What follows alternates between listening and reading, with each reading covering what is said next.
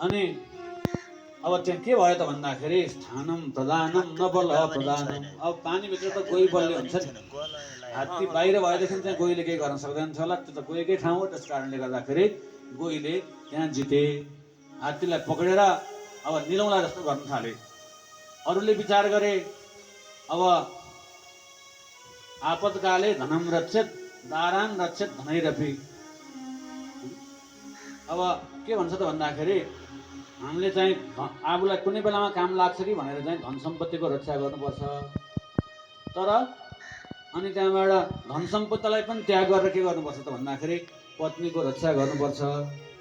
तर फेरि यस्तो अवस्था आयो, यस्तो आपत्ति आइलाग्यो भनेदेखि चाहिँ त्यो दुइटै छोडेर पनि आफ्नो रक्षा गर्नुपर्छ हैन। दारैरपि धनैरपि।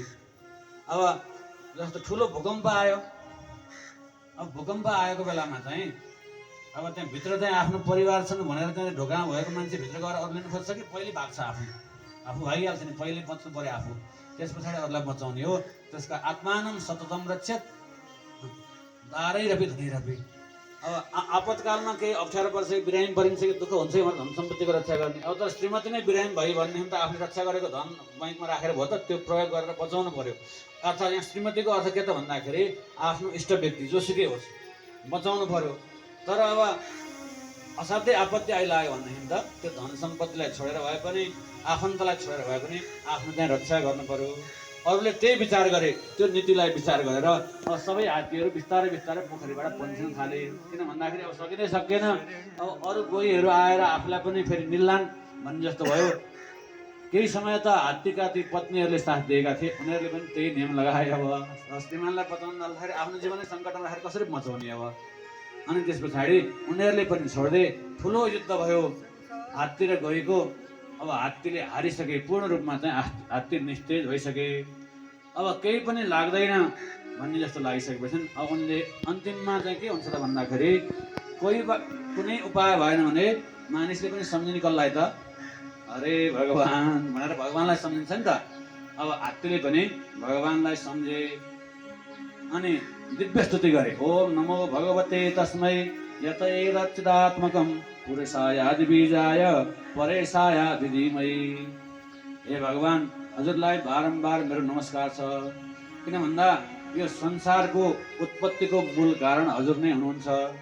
हजुर परभन्दा पनि पर यो सबैको कारण स्वरूप हुनुभएको छ। त्यस कारणले हजुरको यो अनन्ततालाई कसैले पनि ज्ञान नगरे जस्तै म त झन् थोरै पनि जान्न सक्दिनँ। त्यस कारणले गर्दाखेरि हजुरलाई म प्रणाम गर्दछु।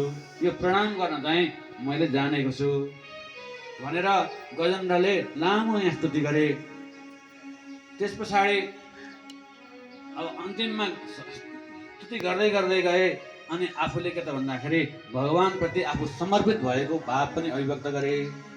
प्रपन्न पशुपाश विमोक्षणाय मुक्ताय भूरि करुणाय नमो दयाय स्वांसेन सर्वतन विनमनसि प्रतीत प्रत्यक्ष दृश्य भगवते प्रियते नमस्ते। हे भगवान्, हजुर जस्तो दयालु त यो संसारमा कोही पनि छैन। अनि यो हरेक जीवको जुन पाशविक वृत्ति, यो जीवात्माहरूमा चाहिँ पाशविक वृत्ति हुन्छ। त्यही भएर जीवात्मालाई पशु पनि भनिएको छ शास्त्रहरूमा। यो पशुवृत्ति अथवा पाशविक वृत्तिलाई छुटाइदिने, त्यस्तो किसिमको पशुवृत्तिलाई छुटाइदिने पनि हजुर जस्तो यो संसारमा कोही पनि छैन। त्यस कारणले मलाई आज साह्रै कष्ट भएको छ, साह्रै पीडा भएको छ। मैले मृत्युवरण गर्ने अवस्था आइसकेको छ, तैपनि सहजै रूपमा त्यो मृत्यु पनि हुनेवाला छैन। यो गोहीले निल्दाखेरि, त्यो चपाउँदाखेरिको पीडा सम्झेर मेरो मन भत्भत्तै बोलिरहेको छ। त्यस कारणले हे भगवान्, हजुरले मलाई शरणागति दिनुहोस्। बिन्ती गर्छु म पाउ परी, मलाई ल्याऊ शरणमा हरि, मलाई ल्याऊ शरणमा हरि।